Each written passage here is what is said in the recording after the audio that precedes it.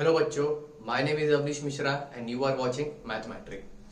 आज मैं आप लोगों के लिए लेके आया हूँ 12th स्टैंडर्ड का आपके महाराष्ट्र बोर्ड का first chapter and that is rotational dynamics. Okay, तो बच्चों रोटेशनल डायनामिक्स जो है वो दो चैप्टर में डिवाइडेड है। मतलब पहले जो सिलेबस में हुआ करता था दो चैप्टर हुआ करता था, सर्कुलर मोशन और रोटेशनल मोशन। तो इन दोनों चैप्टर को कंबाइन करके आपका एक चैप्टर बनाया गया है रोटेशनल डायनामिक्स। बट ऑब्वियस सी बात है, चैप्टर तो बड़ा होगा ही, तो चैप्टर थोड़ा बड़ा है। तो सबसे पहले इस चैप्टर में आता है सर्कुलर मोशन। सबसे पहले इस चैप्टर में आता है सर्कुलर मोशन। अब सर्कुलर मोशन में सबसे पहले आता है काइनेमेटिक्स। सबसे पहले क्या आता है? काइनेमेटिक्स। फिर उसमें आता है डायनामिक्स, है ना। तो सबसे पहले आज हम काइनेमेटिक्स की पढ़ाई करेंगे। देखिए बच्चों, लोगों को लगता है काइनेमेटिक्स इजी है। काइनेमेटिक्स मतलब आपका मैकेनिक्स का पार्ट है। ये दिखता इजी है, आपने डेफिनेशन पढ़ा, मगअप कर लिया, वो बात की बात है। लेकिन इसके पीछे के लॉजिक को समझना उतना ही इंपॉर्टेंट है। और जब आपको लॉजिक समझ में आ जाएगा, इसके पीछे का लॉजिक की इस टर्म के पीछे क्या चीजें हैं, तो आपको मैकेनिक्स और इजी लगने लगेगा। तो मेक श्योर दैट आप पूरा वीडियो को देखेंगे और समझने का ट्राई करिए। अगर आपको एक बार में समझ में नहीं आता तो वीडियो को दो बार देखिए। दो बार देखेंगे तो आपके दिमाग पे इम्पैक्ट पड़ेगा और आपको ज्यादा समझ में आएगा। ओके, तो आज हम स्टार्ट करने जा रहे हैं रोटेशनल डायनामिक्स का फर्स्ट लेक्चर। और इसमें भी हमारा जो पहला आता है सर्कुलर मोशन, पहले उसको कवर करेंगे, उसके बाद रोटेशनल मोशन पे चलेंगे। और सर्कुलर मोशन में सबसे पहले आज हम लोग पढ़ेंगे इसके काइनेमेटिक्स। काइनेमेटिक्स मतलब कुछ टर्म्स इन्वॉल्व होते हैं इसमें, है ना। इसमें कुछ टर्म्स इन्वॉल्व होते हैं, तो वो टर्म को समझना बहुत इंपॉर्टेंट है। पता नहीं आपने जहां पे भी कोचिंग में पढ़ा होगा या फिर बुक वगैरह में कहीं से रेफर कर लिया होगा, वो बात की बात है, लेकिन इसके पीछे के लॉजिक को समझिए। तो उसी को आज मैं पूरा डीप में समझाने का ट्राई करूंगा। ओके, कुछ इसमें क्वांटिटीज है, जैसे एंगुलर वेलोसिटी, जैसे आप लीनियर में पढ़ते थे, उसी लीनियर को सब एंगुलर में कन्वर्ट कर दिया गया। ओके, तो सर्कुलर मोशन पढ़ने के लिए सबसे पहले तीन टाइप के मोशन होते हैं। ओके, कितने टाइप के मोशन होते हैं? तीन टाइप के मोशन होते हैं। सबसे पहला मोशन होता है 1D मोशन। 1D मोशन मतलब motion in straight line.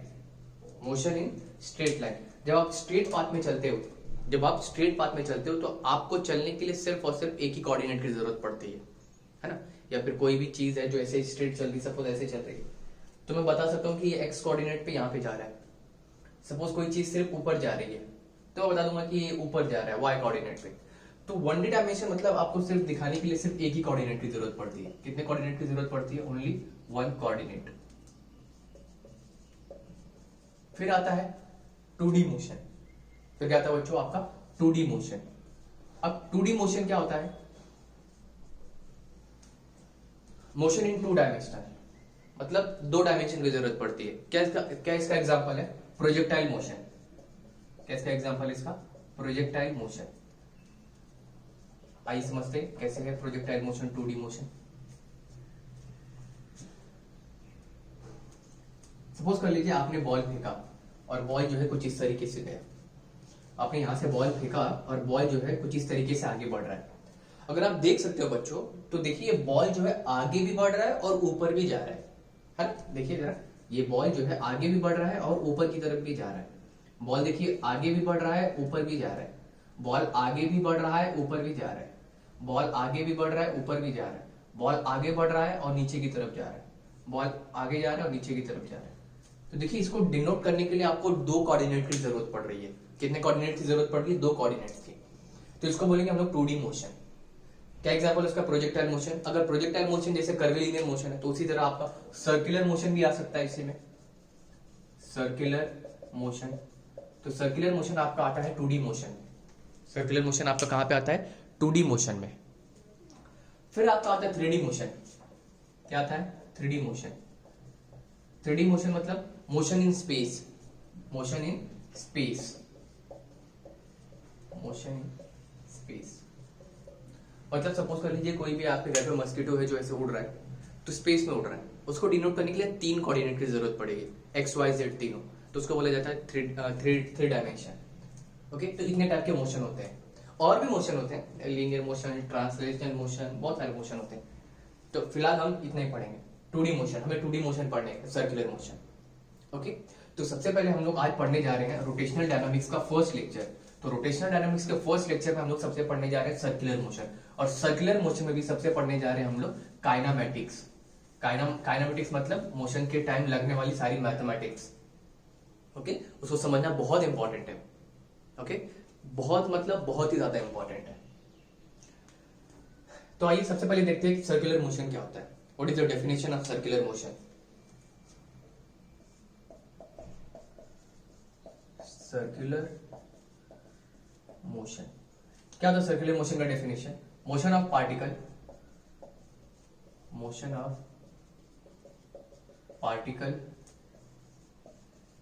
along the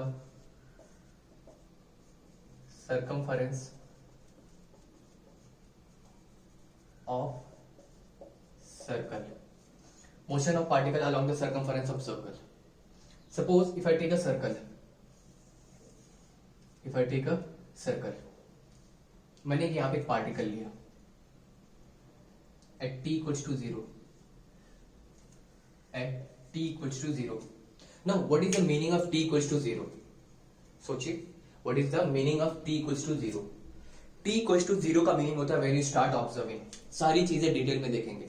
okay, kinematics से इसका पीछे का सारा रीजन हम देखेंगे, सब कुछ डिटेल में देखेंगे। तो जब t equals to 0 means when you start observing, मतलब पार्टिकल पहले से ही सर्कल में घूम रहा था। ये तो तब है जब मैंने इसके ऊपर नजर रखना शुरू किया। तब t equals to 0 होगा। ओके, इसका मतलब ये नहीं t equals to 0 मतलब यहीं से स्टार्ट हो रहा है। जैसे कि मैं आपको अगर एग्जांपल दूं, सपोज कर लिए आप सुबह 7 बजे सो के उठते हैं। इसका मतलब ये नहीं कि सुबह जो है 7 बजे शुरू हो रही है, आपकी सुबह 7 बजे शुरू हो रही है। सपोज कर लीजिए कोई लड़का जो है वो 6 बजे उठ रहा है, तो उसकी सुबह जो है 6 बजे शुरू हो रही है। सपोज कर लीजिए कोई जो है 5 बजे उठता है, तो उसकी सुबह जो है 5 बजे ही शुरू हो जा रही है। तो t equals to 0 का मीनिंग होता है when you start observing। Particle तो है मेरा पहले से सर्कुलर मोशन में चक्कर काट रहा था, जब मैंने पार्टिकल के ऊपर नजर रखा तब मैं कहूंगा t equals to 0। Let's say मेरा पार्टिकल p है, वो यहाँ पे, पार्टिकल p मेरा यहाँ पे, थोड़े टाइम के बाद वो यहाँ पे आ गया at point q, t equals to t second पे वो यहाँ पे आ गया, है ना। t equals to t second पे वो यहाँ पे आ गया। क्या बोल सकता हूँ? Motion of a particle along the circumference. देखिए ये पार्टिकल जो है सर्कमफरेंस ऑफ द सर्कल में घूम रहा है ना। This particle is revolving, this particle is performing a circular motion in a circular path. So motion of a particle along the circumference of circle, circle के circumference पे घूम रहा है ये particle, it is called circular motion. Okay, now यहाँ पे मैंने mark किया हुआ है पार्टिकल को, यहाँ पे मैंने क्या मार्क किया हुआ है? Particle. Now what is the basic difference between particle and body? मैंने देखो डेफिनेशन ऐसे नहीं लिखा हुआ है, motion of a body along the circumference of circle, है ना। फिजिक्स में अगर कोई चीज लिखी हुई है तो उसका कुछ मीनिंग है, और मैंने पार्टिकल को देखो हाईलाइट भी किया हुआ है। बॉडी और पार्टिकल में मतलब क्या होता है, डिफरेंस क्या होता है? सपोज कर लीजिए मैं यहां पे खड़ा हूं और मैं चल के यहां तक आ गया, तो जितना डिस्टेंस मैंने कवर किया, कंपेरेटिवली मैं बॉडी, देखो दोनों इक्वल है ना। The dimension I cover and the dimension of my body is quite similar, है ना। देखो यहां से यहां तक डिस्टेंस मैंने कवर किया, तो वो डिस्टेंस मेरी हाइट के इक्वल है। That time I will treat myself as a body. उस टाइम मैं अपने आप को क्या ट्रीट करूंगा? बॉडी ट्रीट करूंगा। अब सपोज कर लीजिए मैं यहाँ पे कांदिवली में रहता हूं और मैं यहां से उठ के बेंगलुरु चला गया उठ के पैदल, तो जो डिस्टेंस मैं कवर कर रहा हूं वो कंपेरेटिवली बहुत बड़ा है, and the dimension of my body. उस टाइम मैं अपने आप को ट्रीट करूंगा एज अ पार्टिकल। जब मैं अपने बॉडी के साइज के हिसाब से डिस्टेंस कवर करूंगा तो अपने आप को बोलूंगा बॉडी, और जब मैं बहुत ज्यादा डिस्टेंस कवर करूंगा अपने आप को ट्रीट करूंगा पार्टिकल। एग्जांपल से समझते हैं, जैसे कि हम लोग अर्थ को बॉडी ट्रीट करते हैं, लेकिन जब वही अर्थ सर्कमफरेंस में घूमता है सन के अराउंड में, तब वो बहुत बड़ा डिस्टेंस कवर करता है। That time Earth will be treated as a particle, है ना। आप यहां से उठ के चाइना चले जाइए, बहुत ज्यादा डिस्टेंस कवर करेंगे, that time you will treat yourself as a particle. आप बेडरूम से उठ के किचन में जाइए, थोड़ा सा ही डिस्टेंस कवर किया आपने, that time you will treat yourself as a body. So this is the basic difference between particle and body.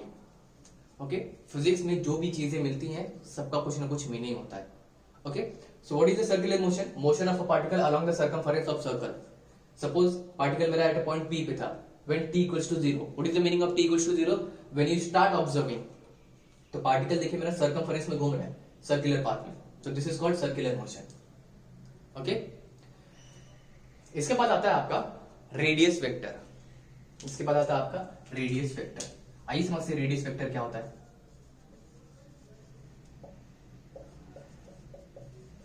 Radius vector mathematics वालों के हिसाब से रेडियस क्या होता है. मैथमेटिक्स वालों के हिसाब से रेडियस क्या होता है. A line joining from the centre of the circle to the line joining from the centre to the circle. ये सेंटर है मेरा, यहां से यहां पे सेंटर है, यहां से एक लाइन जॉइन करूंगा यहां तक, तो ये मेरा क्या हो जाएगा रेडियस. लेकिन फिजिक्स वालों ने क्या बोला, radius is a vector quantity. Radius is a vector quantity. Radius जो होता है ना वो वेक्टर होता है. आइए सबसे पहले इसका डेफिनेशन देखते हैं, उसके बाद समझते हैं कि क्या होता है radius vector. Radius vector is line joining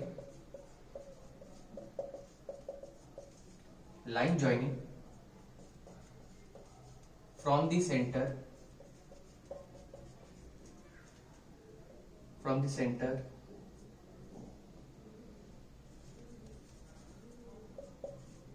to the circle. Line joining from the center to the circle at that line joining from the center of the circle at that instant. Line joining from the center of the circle to the particle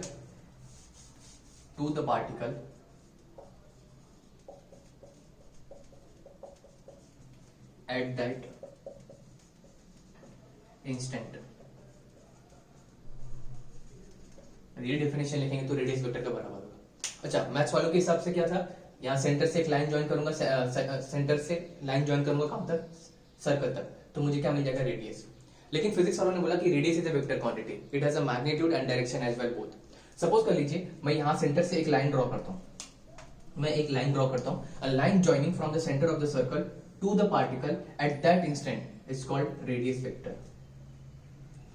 suppose कर लीजिए ये जो मेरा radius vector है, ये क्या बता रहा है, ये पार्टिकल का पोजीशन बता रहा है कि इस टाइम पे पार्टिकल जो मेरा यहां पे है, इस टाइम पे पार्टिकल जो है मेरा यहां पे है.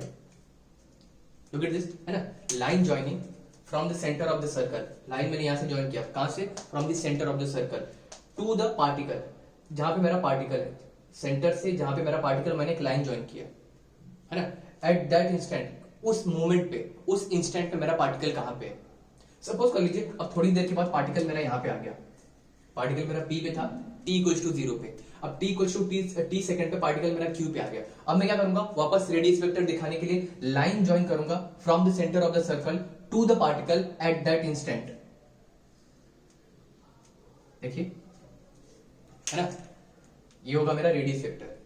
मैं यहां से सेंटर से एक लाइन ज्वाइन करूंगा कहां पे, जहां पे मेरा पार्टिकल है, और वो रेडियस वेक्टर मेरा पार्टिकल का पोजीशन दिखाएगा, that's why it is also called position vector. इसको पोजीशन वेक्टर भी बोला जाता है ना. इसको क्या बोला जाता है, पोजीशन वेक्टर भी बोला जाता है. पहले मेरा पार्टिकल यहां पे था, अगर मुझे पार्टिकल का पोजीशन दिखाना है तो मैं क्या करूंगा, लाइन ज्वाइन करूंगा, कहां से, from the centre of the circle, कहां तक, टू द पार्टिकल, जहां पे मेरा पार्टिकल एट दैट इंस्टेंट. तो मुझे क्या बताएगा, पार्टिकल का पोजीशन बताएगा. पोजीशन बताएगा. थोड़े टाइम के बाद पार्टिकल मेरा यहाँ पे आ गया, t equal to t second पे आ गया, तो मैं सेंटर से लाइन ज्वाइन करूंगा, कहां पे, जहां पे मेरा पार्टिकल है, eight that instant. That's why it is also called position vector. Okay. अच्छा, सपोज कर लीजिए ये मेरा R1 है और ये मेरा R2 है. क्या मेरा R1 और R2 सेम हो सकता है? सोचिए, R1 और R2 मेरा सेम हो सकता है? नहीं, बिल्कुल नहीं. R1 और R2 मेरा सेम क्यों नहीं हो सकता? क्योंकि R1 और R2 रेडियस क्या मेरा वेक्टर क्वांटिटी है. It has a magnitude and direction. Magnitude तो इसका सेम होगा. सपोज कर लीजिए R1 मेरा यहाँ पे 5 सेंटीमीटर है, तो यहाँ पे भी 5 सेंटीमीटर होगा. रेडियस थ्रू आउट सर्कल में उसका वैल्यू सेम होता है, लेकिन देखो डायरेक्शन दोनों का अलग है. देखो, इसका डायरेक्शन यहाँ पे, इसका डायरेक्शन यहाँ पे. So R1 bar is not equals to R2 bar, but the magnitude wise R1 magnitude R2 same होगा. मैग्नीट्यूड वाइज सेम होगा, लेकिन वेक्टर वाइज ये डिफरेंट होगा. ओके. दो वेक्टर कब इक्वल होते हैं, जब उनका मैग्नीट्यूड और डायरेक्शन दोनों क्या होता है, सेम होता है. देखो, इसका डायरेक्शन यहाँ पे, इसका डायरेक्शन वहां पे, दोनों का वेक्टर जो है, डायरेक्शन जो है अलग है. तो मैग्नीट्यूड वाइज तो सेम है, लेकिन डायरेक्शन वाइज दोनों क्या डिफरेंट है, and that's why it is also called position vector. हर एक इंस्टेंट पे ये पोजीशन का काम कर रहा है। पार्टिकल मेरा यहाँ पे यहाँ पे आ गया, तो मेरा यहाँ पे लाइन ज्वाइन करूंगा, यहाँ पे कहीं पे भी रहेगा, वो क्या बताएगा, पोजीशन बताएगा पार्टिकल का। That's why it is also called position vector. क्या डायरेक्शन होता है इसका, it is along the radius away from the centre. देखो मैंने एरो कहां पे बनाया है, अवे फ्रॉम द सेंटर, तो इसका डायरेक्शन क्या होगा, अलोंग द रेडियस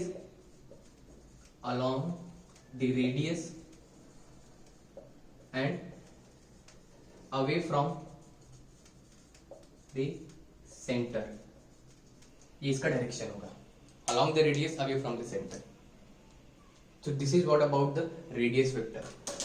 Okay, फिर से देख लो एक बार, क्या होता है radius vector, line joining from the centre of the circle to the particle at that instant. मैं सेंटर से एक लाइन ज्वाइन करूंगा, कहां पे, टू द पार्टिकल, जहां पे मेरा पार्टिकल होगा, यहां से मैंने यहां तक, जहां तक पार्टिकल, एक लाइन ज्वाइन करूंगा एट दैट इंस्टेंट, जिस मोमेंट पे मेरा पार्टिकल वहां पे होगा। यहाँ पे है तो यहाँ पे ज्वाइन करूंगा, यहाँ पे है तो यहाँ पे ज्वाइन करूंगा, ऐसे line joining from the centre of the circle to the particle at that instant, and it also denote the position of the vector. That's why this is also called position vector. Okay, तो I hope आप लोग को समझ में आ गया होगा कि व्हाट इज रेडियस वेक्टर। लिख रहे हैं तो आप लोग लिख लीजिए, अगर स्क्रीनशॉट लेना है तो स्क्रीनशॉट ले लीजिए।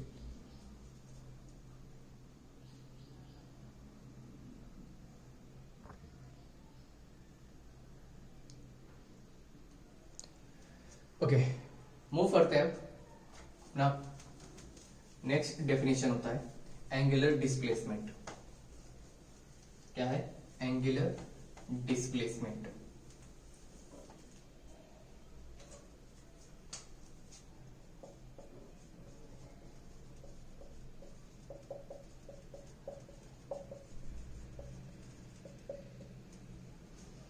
एंगुलर डिस्प्लेसमेंट, एंगुलर डिस्प्लेसमेंट को डिनोट करते हैं थीटा बार से।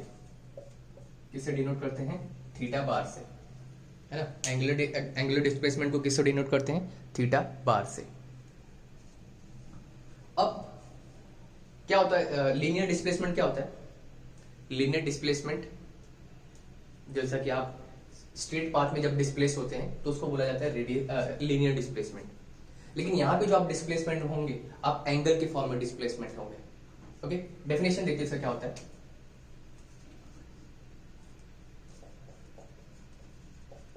Angle trace by the radius vector, angle trace by the radius vector is called angular displacement. आइए देखते क्या होता है। सपोज कर लीजिए at t equals to 0 particle मेरा यहाँ पे था, at t equals to 0 particle मेरा यहाँ पे था, मतलब रेडियस मेरा यहाँ पे था। थोड़ी देर के बाद रेडियस मेरा यहाँ पे आ गया, angle trace by the radius vector from the centre, from the centre. Okay, तो रेडियस वेक्टर मेरा यहाँ पे था, थोड़ी देर के बाद वो यहाँ पे आ गया। Can I say it is tracing some angle, it is tracing some angle, and this angle traced by this radius vector is called angular displacement. This angle traced by whom, radius vector, is called angular displacement. radius vector पहले मेरा यहाँ पे था, अब यहाँ पे angle के form में आ गया। अच्छा, सपोज कर लीजिए ये मेरा आर्क है, arc is denoted by S. So what is angular displacement? Angular displacement is equals to arc upon radius, arc upon radius। क्या है एंगुलर डिस्प्लेसमेंट, थीटा, आर्क क्या है s, रेडियस क्या है r, फॉर्मूला क्या बनेगा therefore s is equals to r theta. क्या होता है, s is equals to r theta. अब एक क्वेश्चन यहाँ पे होता है, अच्छा ये स्केलर फॉर्म है कि वेक्टर फॉर्म है, ये स्केलर फॉर्म है कि वेक्टर फॉर्म है, यस ये स्केलर फॉर्म है, ये इसका स्केलर फॉर्म है। लेकिन बच्चों एक क्वेश्चन उठना चाहिए आपके दिमाग में, आपने पढ़ा होगा है ना, आपने तो पढ़ लिया होगा angular displacement theta equals to angle trace by the radius vector S is equal to R theta. लेकिन अब ध्यान दीजिए, यहां पे जो मैंने एंगुलर डिस्प्लेसमेंट लिखा ना वो थीटा बार लिखा हुआ है, मतलब ये वेक्टर है, और यहां पे जो ये फॉर्म आया है ये स्केलर आया है ना। देखिए यहाँ पे S is equal to R theta, ये मेरा स्केलर फॉर्म है, लेकिन मैंने यहाँ पे लिखा angular displacement theta bar is equal to in a vector form, है ना। तो ये स्केलर वो वेक्टर कैसे, है ना, क्वेश्चन अराइज होता है। अब यहीं से सर्कुलर मोशन की स्टोरी स्टार्ट होती है। ओके, यहीं से सर्कुलर मोशन की स्टोरी स्टार्ट होती है। नोबडी विल टेल यू कि why and when it is a scalar quantity and when it is a vector quantity. कब कोई भी चीज स्केलर होती है, कब वेक्टर क्वांटिटी होती है, ये कोई भी नहीं बताएगा आपको। लिखने को तो लिख दिया आपने, angular displacement theta bar is equal to S is equal to R theta, mug up कर लिया, बस बात की बात है। लेकिन यहाँ पे इंपॉर्टेंट है समझना, ये स्केलर फॉर्म है बच्चों, और यहाँ पे जो मैंने डिनोट किया वो वेक्टर फॉर्म है। तो ये कब स्केलर होगा और कब वेक्टर होगा, आइए समझते हैं। जब ये फाइनाइट टाइम होगा, जब ये फाइनाइट होगा, फाइनाइट टाइम, तब ये होगा स्केलर। और जब ये इनफाइनाइट सिमल होगा, इनफाइनाइट सिमल टाइम होगा, तब ये वेक्टर होगा। जब ये फाइनाइट टाइम होगा तो ये स्केलर होगा, और जब ये इनफाइनाइट टाइम होगा तब ये वेक्टर होगा। फाइनाइट टाइम मतलब बड़ा टाइम, फाइनाइट टाइम मतलब बड़ा टाइम, और इनफाइनाइट सिमल टाइम मतलब छोटा टाइम। मतलब कोई भी चीज अगर बड़ी हो रही है तो वो स्केलर होगी, और कोई भी चीज जब छोटी हो रही है तो वो वेक्टर होगी, है ना। मतलब अगर बड़ा डिस्प्लेसमेंट है आपका, डिस्प्लेसमेंट अगर आपका बड़ा, ये थीटा जो है बड़ा है, तब वो स्केलर होगा। और अगर डिस्प्लेसमेंट आपका छोटा है तो वो क्या होगा, वेक्टर होगा। एक ही चीज के दो सिनेरियो, है ना, एक ही चीज के दो सिनेरियो, एक ही चीज के दो सिनेरियो आ रहे हैं, है ना। तो कब स्केलर होगा, कब वेक्टर होगा, जब बड़ा डिस्प्लेसमेंट होगा तो स्केलर होगा, और छोटा डिस्प्लेसमेंट होगा तो वेक्टर होगा। आइए समझते कैसे ये आ रहा है। ये थोड़ा ना हजम करने वाली बात है, क्योंकि कोई भी चीज अगर वेक्टर है तो वेक्टर है, कोई चीज स्केलर है तो स्केलर है। अब स्केलर और वेक्टर होने के लिए, सॉरी वेक्टर होने के लिए आपको सिर्फ और सिर्फ एक प्रॉपर्टी फॉलो करना पड़ेगा, and that is commutative law, A plus B is equal to B plus A. ये आपका होना चाहिए। अगर ये चीज आपका फॉलो किया जा रहा है तो आपकी चीजें जो है वेक्टर क्वांटिटी है, इसको कम्यूटेटिव लॉ बोला जाता है। A plus B is equal to B plus A, अगर ये है तो आपका वो चीज वेक्टर है, अगर ये फॉलो नहीं कर रहा है तो वो स्केलर है। आइए समझते कैसे। मैं आपको एक डेमोन्स्ट्रेशन दिखाता हूं, आपको समझ में आ जाएगा। और ये मेरे पास एक पुरानी बुक है 12th की। ओके, मैं आपको एक एग्जांपल देता हूं ताकि आपको समझ में आ जाएगा। जब बड़ा डिस्प्लेसमेंट होगा तो क्या हो जाएगा, स्केलर, मतलब ये लॉ फॉलो नहीं होगा। अगर छोटा डिस्प्लेसमेंट होगा तो वो वेक्टर हो जाएगा, मतलब ये लॉ फॉलो होगा। ओके, बड़ा डिस्प्लेसमेंट करके देखते हैं सबसे पहले। अब देखिए ये बुक है, ये बुक के दो एक्सिस है। देखिए ये बुक है, ये बुक के दो एक्सिस है। ये है आपका y एक्सिस और ये है आपका x एक्सिस। देख रहे हैं आपको, देखो बच्चों, ये आपका y एक्सिस और ये है x axis, y x। Okay, तो पहले हम लोग देखते हैं a प्लस बी और b प्लस ए जब बड़ा डिस्प्लेसमेंट हो रहा है तो फॉलो हो रहा है क्या। मैं इसको दो एक्सिस पे घुमाऊंगा, y एक्सिस पे घुमाऊंगा। देखो ये मेरा y एक्सिस रहेगा और ये मेरा x एक्सिस रहेगा, है ना। ये देखो ये मेरा y एक्सिस और ये क्या रहेगा आपका x एक्सिस। तो बड़ा डिस्प्लेसमेंट करते हैं। ओके, तो a प्लस बी करते हैं, पहले y एक्सिस फिर x एक्सिस। a देखिए पहले देख लीजिए, फिजिक्स जो है आपकी तरफ पॉइंट कर रहा है, फिजिक्स जो है आपकी तरफ पॉइंट कर रहा है। ओके, तो a y एक्सिस पे घुमाया, अब b एक्सिस पे घुमाऊंगा, मतलब यहां पे b। फिर से देखिए a b, है ना। देखिए ये पहले मैं y एक्सिस पे घुमाया a, अब x एक्सिस पे घुमाऊंगा b, है ना। देखिए a b, a b, कहां फिजिक्स कहां पॉइंट कर रहा है, नीचे, मतलब a प्लस बी का आंसर कहां पे आ रहा है, फिजिक्स नीचे आ रहा है। अब b प्लस ए करते हैं, अब b प्लस ए करते हैं। देखिए b प्लस ए मतलब पहले x फिर y, b, देखिए b, अब y एक्सिस पे a, फिर से देखिए b a, है ना, b a। अब फिजिक्स कहां पॉइंट कर रहा है, यहां पे। a प्लस बी जब मैं कर रहा था तो फिजिक्स मेरा नीचे पॉइंट कर रहा था। अब b प्लस ए कर रहा हूं तो देखिए b ए, फिजिक्स यहाँ पे पॉइंट कर रहा है, मतलब ए प्लस बी और बी प्लस ए फॉलो नहीं हो रहा है। कब? जब मैं बड़ा डिस्प्लेसमेंट ले रहा हूँ, 90 डिग्री लिया ना बड़ा डिस्प्लेसमेंट, तो ये लॉ फॉलो नहीं कर रहा है। अगर ये लॉ फॉलो नहीं कर रहा मतलब ये क्या है? स्केलर है ना। तो बड़ा टाइम क्या होता है? स्केलर होता है। क्यों स्केलर होता है? क्योंकि ये लॉ फॉलो नहीं कर रहा है। अब इनफाइनाइट सेमल टाइम वेक्टर है, जब छोटा टाइम होगा तो ये वेक्टर होगा। आइए देखते हैं छोटा टाइम के लिए। ओके, वही सब, ये अपना y एक्सिस और ये x एक्सिस छोटा छोटा करते हैं। देखिए पहले y एक्सिस पे घुमाऊंगा, फिर x एक्सिस घुमाऊंगा। a b, ओहो देखिए यहाँ पे a b दिख रहा है आप लोग को बच्चों? a b है ना। अब b प्लस a करता हूं, b a, छोटा टाइम, फिर से देखिए a b, फिजिक्स यहाँ पे पॉइंट कर रहा है, फिजिक्स मेरा यहाँ पे पॉइंट कर रहा है। अब b plus a, b a, देखो फिजिक्स यहीं पे पॉइंट कर रहा है। फिर से देखिए a b, y axis x axis यहाँ पे, अब x axis y axis, b plus a, देखिए फिजिक्स यहाँ पे पॉइंट कर रहा है। मतलब a प्लस बी और b प्लस a का आंसर सेम आ रहा है। a प्लस बी और b प्लस a का आंसर क्या आ रहा है? सेम आ रहा है। अगर सेम आ रहा है तो मेरा वेक्टर क्वांटिटी है। तो जब भी मेरा छोटा डिस्प्लेसमेंट होगा, इनफाइनाइट सेमल टाइम होगा, तब ये मेरा वेक्टर होगा, और जब मेरा बड़ा टाइम होगा तो वो स्केलर होगा। अंडरस्टूड? आप लोगों को समझ में आ गया कि कब स्केलर होगा, कब वेक्टर होगा? यही अपनी स्टोरी है, और यहीं से सर्कुलर मोशन की स्टोरी स्टार्ट भी होती है। जब भी बड़ा डिस्प्लेसमेंट होगा, बड़ा डिस्प्लेसमेंट होगा तो स्केलर होगा, छोटा डिस्प्लेसमेंट होगा तो क्या होगा? वेक्टर होगा। छोटा डिस्प्लेसमेंट होगा तो क्या हो जाएगा? वेक्टर हो जाएगा। ओके, तो अब इसका वेक्टर फॉर्म भी लिखना पड़ेगा, s is to R theta का वेक्टर फॉर्म भी लिखना पड़ेगा। क्या होता है इसका वेक्टर फॉर्म? अच्छा, फिजिक्स में कोई भी चीज अगर छोटी है, सपोज कर लीजिए ये मेरा फोर्स है, ये मेरा फोर्स है। ओके, अगर ये फोर्स मैं ऐसे बता रहा हूं तो ये बड़ा है। अगर मैं डेल्टा एफ लिख दूं, अगर मैं डेल्टा एफ लिख दूं, इसका मतलब हो जाएगा छोटा फोर्स।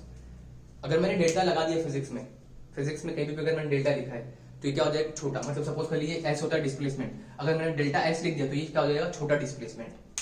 क्या हो जाएगा? ये छोटा डिस्प्लेसमेंट। तो वैसे ही अब ये स्केलर फॉर्म है, ये क्या है? ये तो स्केलर फॉर्म है, s is to R theta. मुझे इसका वेक्टर फॉर्म लिखना है, मुझे इसका क्या लिखना है? वेक्टर फॉर्म लिखना है। मुझे अगर इसका वेक्टर फॉर्म लिखना है तो delta S is equal to delta S bar, delta S bar is equal to delta theta bar cross R bar, delta theta bar cross R bar. ऐसे मत लिखना R bar cross delta theta bar मत लिखना, वो गलत हो जाएगा। Vector है ये, संभाल के लिखना है। तो delta S bar is equal to delta theta bar cross R bar, ये इसका वेक्टर फॉर्म है। ये इसका क्या है? वेक्टर फॉर्म है। ये इसका वेक्टर फॉर्म है। क्यों वेक्टर फॉर्म है इसका बच्चों? क्योंकि मेरा जो है ये इनफाइनाइट सेमल टाइम है, छोटा रहेगा। देखो छोटा डिस्प्लेसमेंट है, एस जो है देखो आर्क, एस क्या है? मेरा आर्क है, छोटा आर्क रहना चाहिए। थीटा मतलब अगर छोटा आर्क है तो डिस्प्लेसमेंट भी मेरा छोटा हो जाएगा। अगर डिस्प्लेसमेंट छोटा है, आर्क मेरा छोटा है, तो ये मेरा क्या हो जाएगा? वेक्टर क्वांटिटी हो जाएगा। क्योंकि छोटा रहेगा तो ही a प्लस बी और b प्लस ए फॉलो करेगा। अगर बड़ा है तो फॉलो नहीं कर रहा है, इसलिए क्या है? वेक्टर है। तो एंगुलर डिस्प्लेसमेंट थीटा बार कब होगा? जब मेरा इनफाइनाइट सेमल, जब मेरा छोटा डिस्प्लेसमेंट होगा तो क्या हो जाएगा? वेक्टर हो जाएगा। और छोटा डिस्प्लेसमेंट को दिखाने के लिए हम लोग क्या यूज करेंगे? Delta S bar is equal to delta theta bar cross R bar. So this is the story behind the angular displacement. बच्चों कमेंट करके जरूर बताना ये आपको पता था या नहीं पता था। ओके, इतना डिटेल में।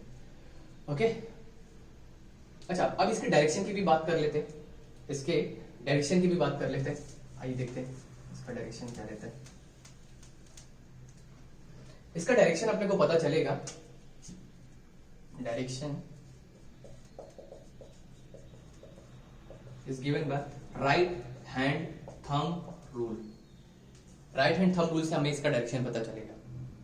इसका डायरेक्शन हमें कैसे पता चलेगा? राइट हैंड थंब रूल से। आइए देखते हैं कैसे। ये अपना y एक्सिस, ये x एक्सिस और ये z एक्सिस है ना, y है, x है और z है।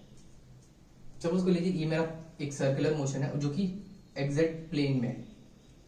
ओके, ये मेरा ऐसा हॉरिजॉन्टल सर्कल है।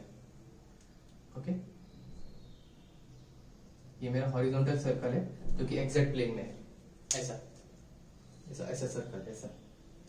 तो लेट्स से पार्टिकल मेरा यहां पे है, पार्टिकल मेरा यहां पे एट अ पॉइंट P। थोड़ी देर के बाद वो यहां पे आ गया एट अ पॉइंट Q। कितने टाइम में आया बच्चों? मुझे इसका कितने टाइम में आया, t equals to delta T second में। क्यों डेल्टा टी सेकंड, छोटा टाइम है ना, टाइम जो है मैं बहुत छोटा ले रहा है, डेल्टा टी सेकंड। मैंने अभी बताया डेल्टा का मीनिंग क्या होता है फिजिक्स में, छोटी क्वांटिटी को डिनोट करने के लिए। अगर मैं T equals to T second लिख दूं, मतलब बड़ा टाइम भी हो सकता है, T equals to 20 second 25 second, बड़ा टाइम हो सकता है। लेकिन अगर मैंने डेल्टा टी रखा है, इसका मीनिंग बहुत छोटा टाइम है। बहुत छोटे टाइम में क्या वो बहुत कम डिस्प्लेस होगा, तो डेल्टा थीटा ही डिस्प्लेस होगा। देखो बहुत छोटे टाइम में डेल्टा थीटा ही डिस्प्लेस होगा, छोटा टाइम छोटा डिस्प्लेसमेंट। अब मुझे इसका डायरेक्शन फाइंड आउट करना है। डायरेक्शन मुझे इसका कैसे पता चलेगा, राइट हैंड थंब रूल से। जिस डायरेक्शन में मेरा पार्टिकल मूव कर रहा है उसी डायरेक्शन में अपने कर्ल फिंगर को रखूंगा। सपोज कर लीजिए पार्टिकल जो है मेरा एंटी क्लॉकवाइज जा रहा है, पार्टिकल जो है मेरा एंटी क्लॉकवाइज जा रहा है, एंड जो मेरा थंब है वो डिनोट करेगा इसका डायरेक्शन। तो देखिए ये मेरा पार्टिकल है, ये एंटी क्लॉकवाइज जा रहा है, थंब मेरा कहां पे पॉइंट कर रहा है, अपवर्ड पॉइंट कर रहा है। तो देखिए ऐसे ऐसे जा रहा है, कर्ल फिंगर मेरा कौन सी डायरेक्शन में, पार्टिकल के मूविंग डायरेक्शन में, तो उसी डायरेक्शन में गया। थंब मेरा कहां पे पॉइंट कर रहा है, अपवर्ड। तो मेरा डेल्टा थीटा मतलब एंगुलर डिस्प्लेसमेंट का डायरेक्शन कहां पे आया, अपवर्ड। अगर सपोज कर लीजिए क्लॉकवाइज घूम रहा होता तो ऐसे घूम रहा होता तो थंब मेरा कहां पे पॉइंट कर रहा है, डाउनवर्ड डायरेक्शन में। मतलब देखिए पहले एंटी क्लॉकवाइज जा रहा था तो अपवर्ड था, अब क्लॉकवाइज जाएगा तो कैसा हो जाएगा, डाउनवर्ड हो जाएगा। मतलब इसका डायरेक्शन मुझे क्या मिलेगा, अगर डायरेक्शन एंटी क्लॉकवाइज है, एंटी क्लॉकवाइज अपवर्ड, और क्लॉकवाइज है तो क्या आ रहा है, downward. Anti clockwise upward, clockwise downward. अब आपके दिमाग में क्वेश्चन आएगा कि डेल्टा थीटा ये जो डिस्प्लेसमेंट है, ये तो डिस्प्लेसमेंट है वो भी एंगल के फॉर्म में, theta equals to 30 degree upward, theta equals to 40 degree downward, ये कैसा डायरेक्शन है, ये डायरेक्शन। सपोज कर लीजिए अगर आप सिग्नल पे खड़े हैं तो रेड सिग्नल पे आपको कोई बोलता नहीं रुकने के लिए, एक मान लिया गया है। जैसे आप स्क्रू ले लीजिए, स्क्रू को लिखिए एंटी क्लॉकवाइज घुमाइए तो स्क्रू जो है अपवर्ड आना चालू कर देगा, बाहर आना चालू कर देगा। अगर स्क्रू को आप क्लॉकवाइज घुमाइए तो डाउनवर्ड अंदर जाना चालू कर देगा। तो ऐसी नोटेशन यूज किया गया है, anti clockwise upward, clockwise downward. So this is the direction of angular displacement given by right hand thumb rule. Right hand thumb rule से हमें इसका डायरेक्शन पता चल जाएगा। Okay, so this is the complete information about the angular displacement. जब मेरा बड़ा displacement होगा तो स्केलर क्वांटिटी होगा, और छोटा डिस्प्लेसमेंट होगा तो क्या हो जाएगा, वेक्टर क्वांटिटी हो जाएगा। When it is a finite सिमल time, this is a scalar quantity. When it is a infinite सिमल time, this is a vector quantity. Okay, आइए अब डिस्कस करते हैं एंगुलर वेलोसिटी के बारे में। एंगुलर वेलोसिटी, अच्छा एंगुलर वेलोसिटी क्या हो जाएगा, ये भी मेरा वेक्टर क्वांटिटी है ना। Angular velocity is also vector quantity. तो कब स्केलर होगा कब वेक्टर होगा, फॉर्मूला सब सेम लगेगा। जब एंगुलर वेलोसिटी मेरा बड़ा डिस्प्लेसमेंट होगा, सॉरी जब बड़ा वेलोसिटी रहेगा तब क्या हो जाएगा मेरा स्केलर क्वांटिटी, और जब एंगुलर वेलोसिटी मेरा छोटा रहेगा तब क्या हो जाएगा vector quantity. When it is a finite simul time, it is a scalar. When it is infinite simul time, it is a vector. Angular velocity जब finite simul है तो scalar होगा, infinite होगा तो क्या हो जाएगा, vector हो जाएगा। मतलब छोटा velocity रहेगा angular velocity, अगर छोटी angular velocity है तो vector, अगर बड़ी angular velocity है तो scalar। आइए देखते हैं कि scalar angular velocity क्या होता है। angular velocity, अच्छा velocity क्या होता है, rate of change of distance upon displacement, है ना, rate of change of displacement. अगर एंगुलर वेलोसिटी तो rate of change of angular displacement, rate of change of angular displacement. Physics में अगर मैंने ऐसा बोल दिया रेट ऑफ चेंज ऑफ का मीनिंग होता है डिवाइड बाय टाइम। So, क्या होता है angular velocity, rate of change of angular displacement, rate of change of angular displacement. इसको समझने से पहले हम लोग थोड़ा लीनियर वेलोसिटी के बारे में डिस्कस करते हैं, है ना, थोड़ा लीनियर वेलोसिटी के बारे में डिस्कस करते हैं। सपोज कर लीजिए ये मेरे पास कोई भी एक ऑब्जेक्ट है, अगर ये यहाँ पे मूव हो रहा है, इसकी वेलोसिटी यहाँ पे है, क्या मैं बोल सकता हूँ डिस्प्लेसमेंट भी मेरा इसी डायरेक्शन में होगा। देखिए अगर मेरी वेलोसिटी ये डायरेक्शन में है तो डिस्प्लेसमेंट भी मेरा इसी डायरेक्शन में होगा। हरी बात, सीधी सी बात है ना भाई। आपकी वेलोसिटी अगर आप फॉरवर्ड भागने की तरफ तो आप डिस्प्लेसमेंट आगे की तरफ हो जाओगे ना। वेलोसिटी यहाँ पे है तो डिस्प्लेसमेंट भी आपका आगे ही होगा ना, आगे जा रहे हो तो आगे की तरफ भी डिस्प्लेस हो जाओगे। 5 कदम मैं यहाँ पे आता तो 5 कदम मेरा वेलोसिटी और डिस्प्लेसमेंट इसी डायरेक्शन में होगा। ओके, अच्छा what is the average velocity, what is average velocity, total distance upon total time, total distance upon total time, है ना।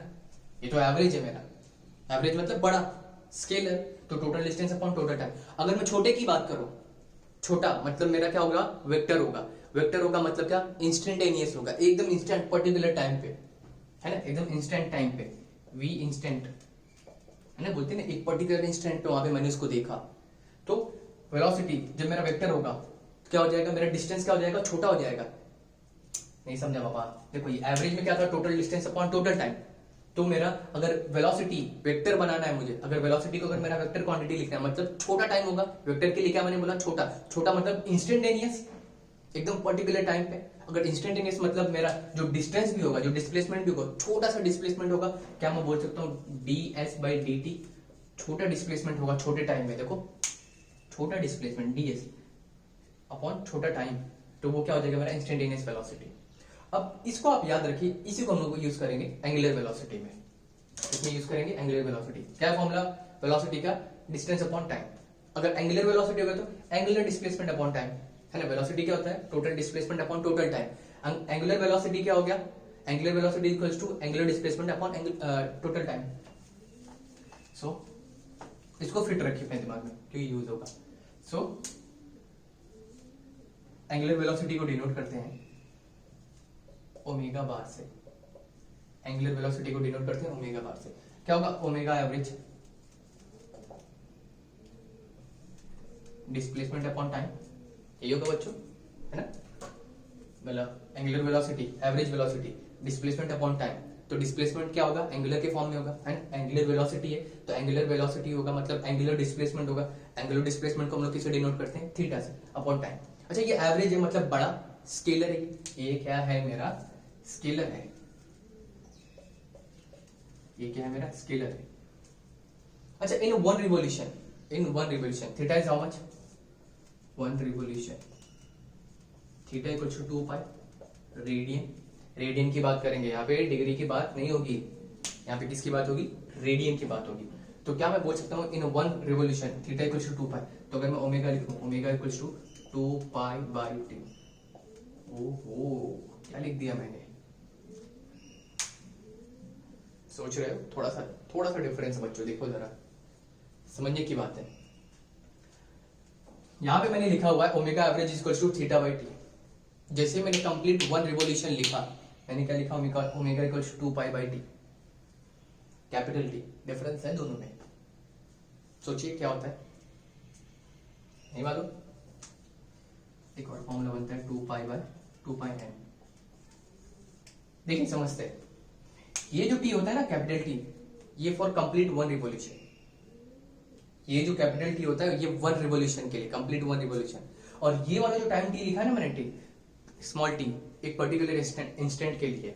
एग्जांपल, आप मेरा लेक्चर देख रहे हैं, 25 मिनट पे क्या देखा आपने, 25 मिनट 1 सेकंड पे क्या देखा, 25 मिनट 2 सेकंड पे क्या देखा, 25 मिनट 30 सेकंड पे क्या देखा, 50 मिनट पे आपने क्या देखा, 50 मिनट 1 सेकंड पे क्या देखा, 50 मिनट 54 सेकंड पे क्या देखा। हर एक टाइम का वैल्यू होगा। 32वें मिनट पे आपने क्या देखा, 32 मिनट पे क्या देखा, है ना। देखिए कोई यूट्यूब पे कमेंट करता है कि कोई भी थंबनेल कुछ और लगाएंगे और वीडियो कहीं और से स्टार्ट होगा, तो थंबनेल को देखने के लिए लोग देखो कमेंट कर देते 6:15 पे, 6 मिनट 15 सेकंड पे, यहाँ पे। मतलब आप उस इंस्टेंट की बात कर रहे हो, आप उस इंस्टेंट की बात कर रहे हो, मतलब ये स्मॉल टी की बात कर रहे हो। और जब वो पूरा वीडियो हो जाएगा तो वो कैपिटल टी में हो जाएगा। मान लीजिए 10 मिनट का वीडियो है, सपोज कर लीजिए मैं आपका जो वीडियो एक्सप्लेन कर रहा हूँ, आपको एंगुलर डिस्प्लेसमेंट पढ़ने का है, तो एंगुलर डिस्प्लेसमेंट आप मैं डाल तो दूंगा, एंगुलर डिस्प्लेसमेंट मैंने पढ़ा है। तो कोई आके कमेंट करके चला जाएगा कि अरे 15वें मिनट पे सर ने एंगुलर डिस्प्लेसमेंट एक्सप्लेन किया हुआ, तो आप डायरेक्ट 15वें मिनट पे चले जाएंगे। मतलब आप उस इंस्टेंट पे जा रहे हैं, आप उस इंस्टेंट पे जा रहे हैं। तो ये जो टी होगा ना वो इंस्टेंट की बात करेगा, और ये जो कैपिटल टी होगा जब आपने मेरा पूरा वीडियो देख लिया, and that is complete T. Okay, so this is omega average equals to angular velocity is equals to angular displacement upon time, angular displacement upon time, and this is a scalar form. Vector form लिखना है, vector form लिखना अपने को, मैंने अभी बताया। Vector form मतलब infinite सिमल टाइम, वेक्टर मतलब इनफाइनाइट सिमल टाइम। आपको छोटे टाइम की बात करनी पड़ेगी, तो इसका छोटा टाइम क्या हो जाएगा, एवरेज ओमेगा इंस्टेंटेनियस क्या हो जाएगा, छोटा छोटा डिस्प्लेसमेंट होगा ना, है ना। ओमेगा एंगुलर वेलोसिटी, मेरे को इसका किसका फॉर्म लिखना है, वेक्टर फॉर्म लिखना है। अगर मुझे इसका वेक्टर फॉर्म लिखना है तो मतलब ये जो डिस्प्लेसमेंट है वो छोटू होना पड़ेगा, मतलब डेल्टा थीटा होना पड़ेगा बच्चों, delta theta upon delta T is equal to D theta by D T. देखो है ना, छोटा डिस्प्लेसमेंट अपॉन छोटा टाइम। अगर मैं इसको ऐसे लिखूं, limit delta T tends to zero, limit delta T tends to zero, what is the meaning of delta T tends to zero, T का वैल्यू जीरो नहीं है, एकदम जीरो के करीब में है, एकदम जीरो के करीब, मतलब एक पर्टिकुलर इंस्टेंट पे जीरो से जस्ट बाद जो नंबर आता है वही नंबर होता है। तो delta T tends to zero मतलब एकदम छोटे टाइम पे, एकदम छोटे टाइम पे delta theta upon delta T मतलब छोटा सा डिस्प्लेसमेंट छोटे से टाइम पे, तो वो मेरा क्या हो जाएगा, वेक्टर क्वांटिटी। ये मेरा क्या कौन सा फॉर्म हो जाएगा, ये मेरा हो जाएगा इसका वेक्टर फॉर्म। क्यों वेक्टर फॉर्म इस ऐसा लिखा मैंने, क्योंकि इनफाइनाइट सेमेल टाइम के लिए होता है। छोटा छोटा एकदम छोटा छोटा एंगुलर वेलोसिटी मुझे फाइंड आउट करना है तो छोटा डिस्प्लेसमेंट लेना पड़ेगा। अभी मैंने डेमोन्स्ट्रेशन करके बताया, a plus B plus A अगर मेरा फॉलो करता है तो मेरा वेक्टर है, a प्लस बी प्लस ए मेरा फॉलो करता है तो वेक्टर है। कब फॉलो करेगा, जब मेरा छोटा टाइम होगा। तुम ये तो मैंने एवरेज लिखा, ये मेरा स्केलर फॉर्म है, लेकिन अगर मुझे इसका वेक्टर फॉर्म लिखना है, वेक्टर फॉर्म लिखने के लिए मुझे छोटी चीजें की बात करनी पड़ेगी। आई होप आप लोगों को पूरा आइडिया होगा, आ गया होगा कि what is angular velocity. Understood. अब आइए बात करते हैं इसके भी डायरेक्शन की। इसका भी डायरेक्शन जो है ना, राइट हैंड थंब रूल से मिलेगा। कैसे मिलेगा, राइट हैंड थंब रूल। क्या बोलता है राइट हैंड थंब रूल, ये जो कर्ल फिंगर है वो उसके डायरेक्शन में रखिए, पार्टिकल के डायरेक्शन में, जिस डायरेक्शन में मूव कर रहा है। ये जो थंब है वो आपका डायरेक्शन बता ही देगा, थंब जो है आपका डायरेक्शन बता देगा। तो ये देखिए, सपोज कर लीजिए यही है मेरा पार्टिकल, जो है मेरा ऐसे एंटी क्लॉकवाइज जा रहा है। अगर ये पार्टिकल जो है मेरा एंटी क्लॉकवाइज जा रहा है तो थंब मेरा कहाँ पे इंडिकेट कर रहा है, अपवर्ड डायरेक्शन में।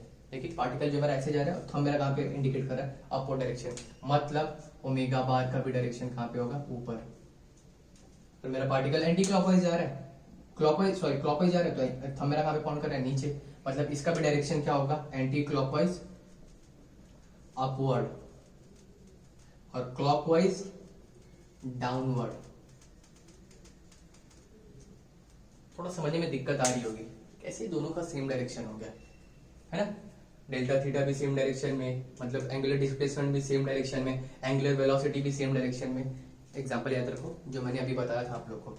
ये सपोज कर लीजिए मेरा कोई भी ऑब्जेक्ट है, ये डायरेक्शन में अगर उसकी वेलोसिटी है तो डिस्प्लेसमेंट भी वो इसी डायरेक्शन में हो रहा है ना, डिस्प्लेस भी वो इसी डायरेक्शन में हो रहा है ना। अगर उसकी वेलोसिटी मेरी ये डायरेक्शन में है तो डिस्प्लेसमेंट भी इसी डायरेक्शन में होगा ना बच्चों, समझो जरा।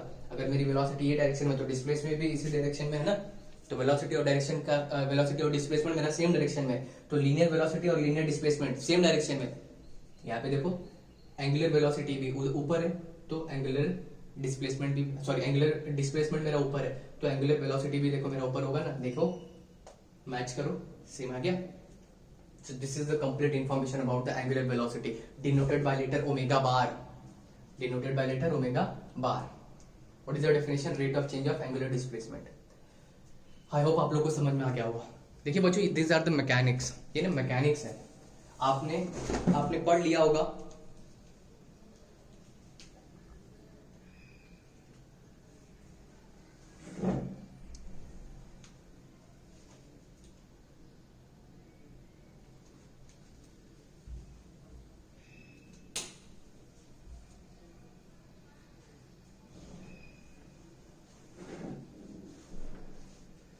ओके देखो बच्चों, आपने ना पढ़ लिया होगा जो डेफिनेशन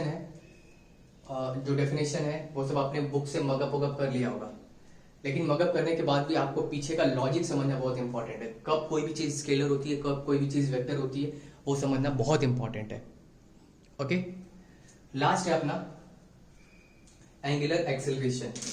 क्या है अपना लास्ट, एंगुलर एक्सेलरेशन। आइए समझते हैं एंगुलर एक्सेलरेशन क्या होता है।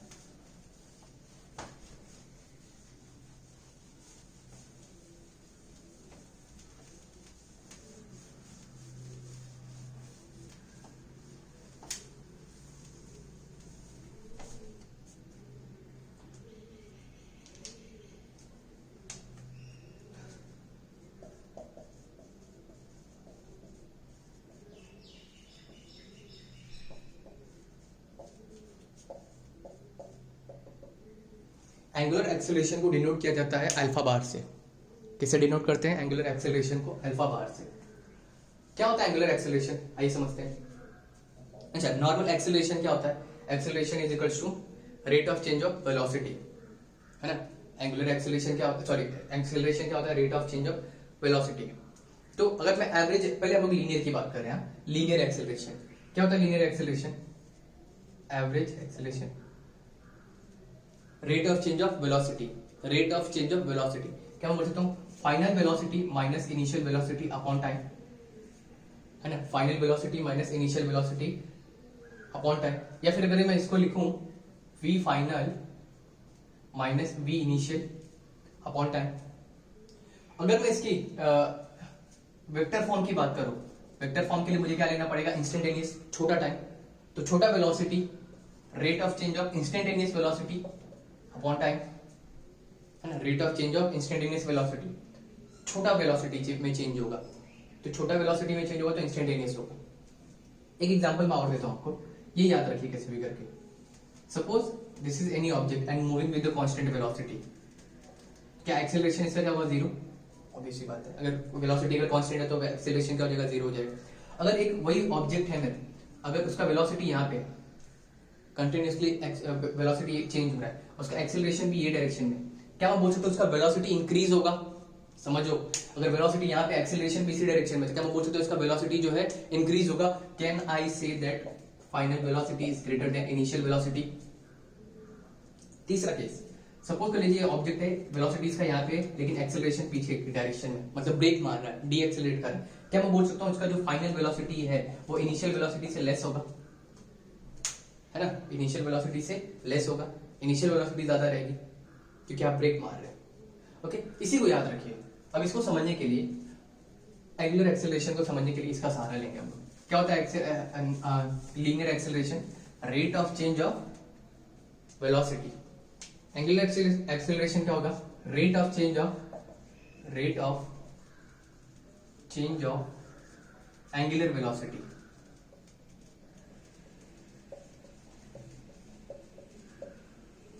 तो अल्फा एवरेज क्या लिखा था मैंने? Final minus initial velocity upon time. क्या मैं लिख सकता हूँ एंगुलर वेलोसिटी? फाइनल वेलोसिटी मतलब एंगुलर वेलोसिटी आएगा ना, तो omega final minus omega initial upon time. अगर मैं इसका वेक्टर फॉर्म लिखना चाहूँ तो alpha instantaneous bar is equals to, छोटा टाइम की बात करना पड़ेगा, छोटा टाइम मतलब delta omega upon delta T is equals to D omega by D T, है ना, where limit delta T tends to zero. ये क्या होगा मेरा? छोटा टाइम है, limit delta T tends to zero मतलब छोटे टाइम पे, एक इनफाइनाइटेसिमल टाइम पे ये मेरा क्या हो जाएगा? वेक्टर क्वांटिटी हो जाएगा। ये तो एवरेज है, बड़ा टाइम, छोटा तो मुझे डेल्टा लेना पड़ेगा। ओके, अच्छा इसका डायरेक्शन कैसा होता है? इसका डायरेक्शन जो है राइट हैंड थंब रूल से ही मिलेगा, लेकिन थोड़ा सिनेरियो अलग है। सपोज कर लीजिए ये वही है, ये y एक्सिस, ये x और ये z। अब ये मेरा जो है सर्कल में घूम रहा है, पार्टिकल जो है सर्कुलर मोशन परफॉर्म कर रहा है। ओके, सपोज कर लीजिए ये मेरा पार्टिकल है जो कि यहाँ पे है, थोड़ी देर में यहाँ पे आ गया delta theta in delta time t में। तो सपोज कर लीजिए ये मेरा ओमेगा इनिशियल है और ये मेरा ओमेगा फाइनल है। तो अल्फा का डायरेक्शन कहाँ पे होगा? अपवर्ड होगा या डाउनवर्ड होगा? सोचिए, अल्फा का डायरेक्शन कहाँ पे होगा? अपवर्ड होगा या डाउनवर्ड होगा? डिपेंड करता है। अगर omega final is greater than omega initial, मतलब वेलोसिटी और एक्सेलरेशन सेम डायरेक्शन में है, मैंने बताया ना, omega V final is greater than V initial, मतलब वेलोसिटी और एक्सेलरेशन सेम डायरेक्शन में, मतलब एंगुलर वेलोसिटी जो final angular velocity is greater than angular initial velocity से, तो ये मेरा क्या होगा? अपवर्ड होगा। अगर omega final is less than omega initial, तो ये मेरा डाउनवर्ड होगा। सो this is the direction given by the angular acceleration. यहां से आपको पता चलेगा, मतलब ये मेरा ओमेगा इनिशियल और ये फाइनल है, अगर ये बड़ा है तो ये अपवर्ड होगा, अगर ये छोटा हो रहा है तो मतलब ये डाउनवर्ड जा रहा है। So this is the complete information about the angular acceleration. Okay, I hope आप लोगों को समझ में आ गया होगा what is the kinematics of circular motion. This is a complete information about the kinematics of circular motion. एक दो टर्म्स और है, v is equals to R omega, मैं नेक्स्ट लेक्चर में आपको एक्सप्लेन करके बताऊंगा। फिर उसके बाद यूसीएम और नॉन यूसीएम की बात करेंगे। हाँ, थोड़ी थियरी रहेगी और सेंट्रीपिटल और सेंट्रीफ्यूगल की भी बात करेंगे। थियरी रहेगा, काफी डिटेल में एक्सप्लेन करूंगा मैं आपको, कुछ भी डाउट नहीं रहेगा। मेक श्योर दैट आप उसको अटेंड करिए, कैसे भी करके 2 बार देखिए, अपने दोस्तों के साथ शेयर भी करिए, सब्सक्राइब करिए, सब्सक्राइबर नहीं बढ़ रहे मेरे। ओके, तो लाइक करिए, कमेंट करिए, अगर आपको कोई भी डाउट आता है तो आपके डाउट को जरूर सॉल्व करूंगा। और सब्सक्राइब भी करिए मेरे चैनल को, अपने दोस्तों के साथ जरूर शेयर करिए। और हाँ, एटलीस्ट 2 बार वीडियो को देखिए, एकदम कंप्लीट इन्फॉर्मेशन दिया हुआ है मैंने मैकेनिक्स का, इससे ज्यादा डिटेल में कुछ नहीं हो सकता। एकदम कब स्केलर हो रहा है, कब वेक्टर हो रहा है, डायरेक्शन कहाँ से आ रहा है, उसका लीनियर फॉर्म क्या है, फिर एंगुलर फॉर्म क्या है, सब कुछ मैंने डिटेल में एक्सप्लेन कर दिया है। इतना डिटेल में कोई नहीं देगा आपको। ओके, अगर आप मेरे चैनल पर हैं तो प्लीज चैनल को जरूर सब्सक्राइब करिए। फिर इसके बाद हम लोग सेकंड लेक्चर में आएंगे, रोटेशनल डायनामिक्स का सेकंड लेक्चर, फिर सर्कुलर मोशन का सेकंड लेक्चर। उसमें हम लोग बात करेंगे यूसीएम, नॉन यूसीएम और v is equals to R omega, एक डेरिवेशन डिराइव कर देंगे और सेंट्रीपिटल और सेंट्रीफ्यूगल की बात करेंगे। Okay, till then bye bye.